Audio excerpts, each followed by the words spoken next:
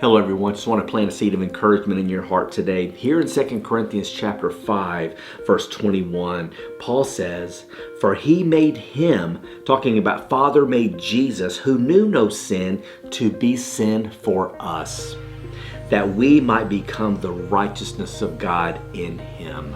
Now think about that.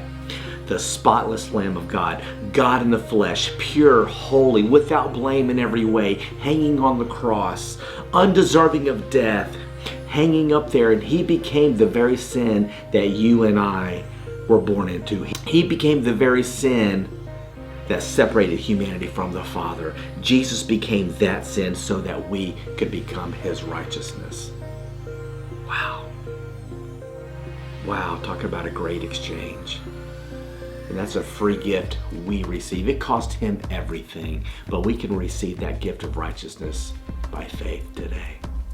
Be encouraged in what Jesus Christ has done for you.